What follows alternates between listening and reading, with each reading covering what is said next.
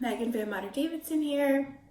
Happy Thanksgiving. Wanted to give an update after my Thanksgiving experience. We had a lot going on that week and the weeks prior to and before Christmas hits and New Year's hits. I wanted to give some more info as to what's going on with me. So how Thanksgiving went, 1. 2, where I am with my vision loss journey. And 3, I met some other LHON affected folks and I would like to kind of share my learnings with them. So that was fun. So Thanksgiving. So last year Thanksgiving, I was driving around Monmouth County. That was the last time I drove. I was, cooking most of the Thanksgiving dinner alongside of my mom. And this year we were down in San Diego. We drove down to San Diego. And I relied on my husband's cousin's fiance to, do the chopping for me. But, we figured out our system where she cut and chopped and I, measured and, helped with other things. So we still, did our usual Thanksgiving and, had a huge spread. And it was only, 4 of us, which was amazing because we could, cook for the 4 of us or 5 of us, but it was just a little different for me because usually I can handle it all and manage everything, but more I was attributing to the time frame and the management of dishes going in the oven and all of that. So just a little bit different because usually my hands were literally in everything. We were in Ocean Beach, San Diego for a couple days, and the curbs there were mega high and they weren't marked either. So people would either have to say to me, "Hey Meg, it's a big one coming up," or my dog Darcy, I could see that she was struggling, like jumping up and down. So that was my cue. I did say that we drove. Driving is not fun for me anymore. By that I mean I do not drive anymore. The last time I drove was in New Jersey, November 2018. But being in a car is like being in warp speed somewhere because everything flies by you so fast.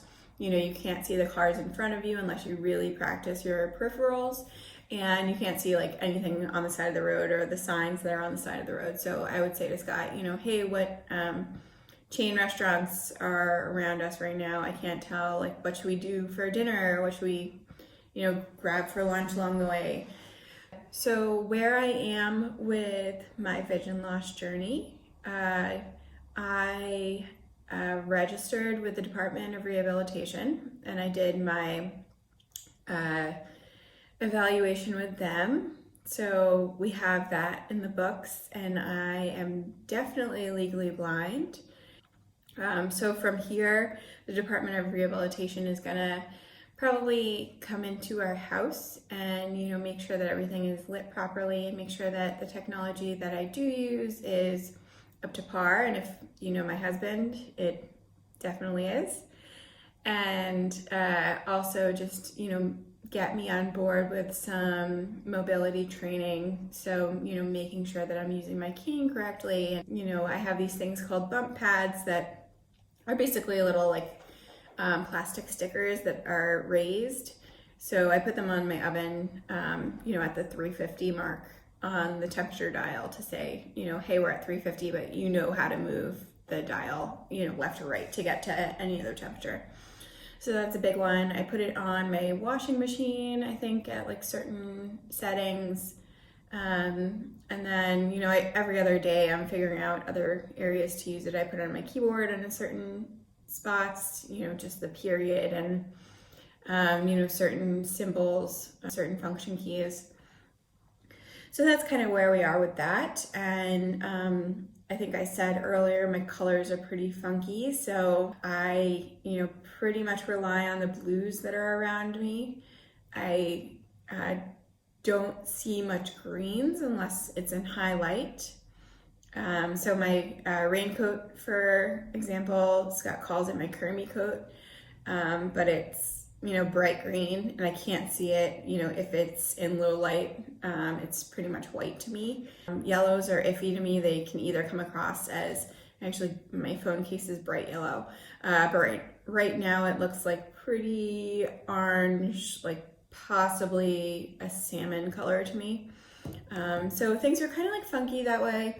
But, hey, I can see what it is, and I can pick up my phone and figure out what that item is. So those are like blessings.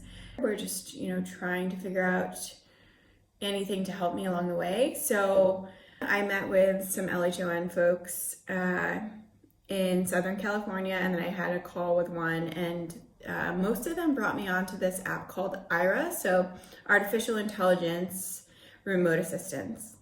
It's an app that basically has access to, your external camera, not your selfie camera. They mostly help with, hey, I called, jumped in and said, okay, need to get this started. So what's the expiration date on this, container of soup that came from my local market? I feel like it's probably, coming up, but don't know. They were like, yep, should probably dump that. I asked them for help for finding something I dropped on a really busy black and white carpet. They helped me within a minute or so and said, Meg, it's look at your right foot, go a couple, maybe 2 feet ahead of that, and then feel around there. So they would give you references as to what to do. And so I talked to them a lot, because the first week that you start using them, it's, no time frame as to what your limit is to speak to them, and the plans go from there as to how you access that. So I've been using them every once in a while and kind of chatting with them. Hopefully it's not creepily, but chatting with them and just saying, how do people use you, and what do you do? And so it's a lot of Uber assist. So Ira can actually access your phone and access your Uber app and say, hey, your car is coming. I can tell it's a red Corolla. It's going to be on your side of the street. They're coming up on the next block.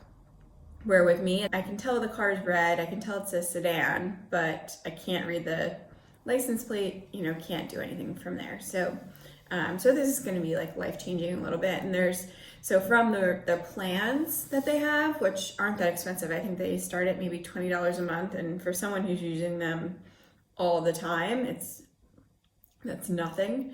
Especially with, little help, reading mail and, other things. But the plans start from $20 a month, and then they jump to, I don't know what the end price point is, but they jump to a feature that they give you these glasses where there's actually a camera on the bridge of the nose, and this just gives them full access to your vision as to what you would be seeing as a sighted person.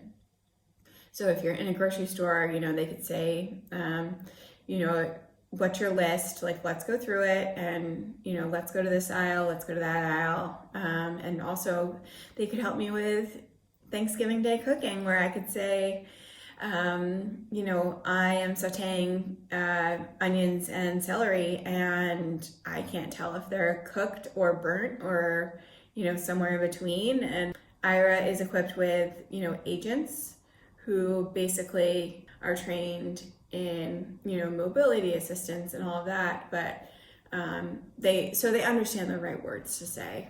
Essentially, I could say to them, I am at my whatever appointment. Can you take me to this grocery store? Could you take me to the Apple store nearby this appointment? And they would be able to give me foot directions along that way, because honestly, I don't need a cane to get by.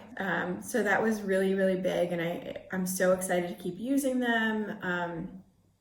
My vision is like super wonky all the time, so I don't know like really where I'm gonna land. I have my appointment at Bascom Palmer in about a week, so I'll be able to ask those questions. But again, with LHON, there's really no answer. So, there's no cure, and there's nothing that can help you. And nothing. So some of the LHON folks that I met too, I really connected with one of these other women that were around my same age range. And she, when you first like speak to somebody that's visually impaired, you kind of say, hey, where's your vision? So you can just like put yourself in comparative to them. Not to like put each other down, but really just to, compare and say, oh, I do this and I do that and this helps me with life, and oh, you should try this. But her first answer to me was, oh, you mean like you're underwater? And I sat there and I was on the phone with her and I was like, oh my gosh, like that's exactly it. Before I've been saying, a cloudy shower door, or I said, a piece of wax paper held, maybe a foot, 2 feet away from your face, depending on the lighting and all of that. So that's true. So I am literally in,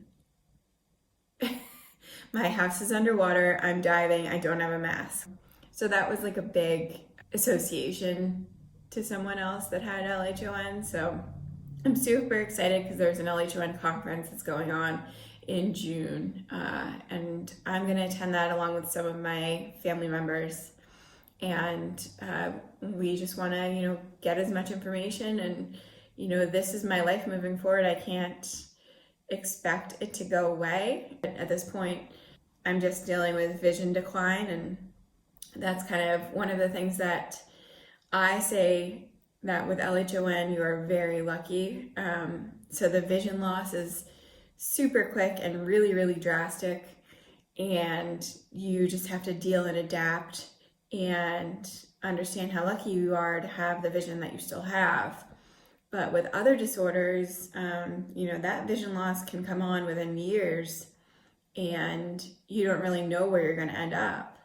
So it could be very, very slight in the beginning, and you don't really have to grab onto some of these tools that I'm learning to deal with. Right now, in one of my eyes, I am at 2,800, and the other eye is 2,500. But again, I do have to say that you can't compare yourself to other people in numbers. You can't compare yourself to other doctor's appointments in numbers, because in those different hospitals, they use different tools. So one hospital could use a light box that's illuminated from the back and has, the letters in front of it. Or one hospital could be using, just straight letters on the wall. One hospital could be using mirrors that are projected, the letters are projected onto them. I am thankful for visiting so many hospitals and having so many doctors just take me in and say, let's check you out, because LHON is funky. A lot on our calendar to keep going and moving, and I kind of need that so that I'm not homebound, because I do work from home, but I'm trying my best to figure out, hey, what kind of laptop is good for me so I can actually work elsewhere. And I have my monitors set up, and I Zoom at this point at about 1,000%, which is kind of sad for me. I was at 300% a couple months ago, but things just changed really quickly, and the uveitis hit, and then the uveitis went away, and just changes all the time. But I'm still functioning, and I can still do laundry and I can still fold shirts. So that's probably the most meaningful thing to some of our household. But so much love, happy holidays, Merry Christmas. I have a big birthday coming up, which I'm really excited for. My husband made a really good restaurant reservation for us, so big milestones for me because I still love my food.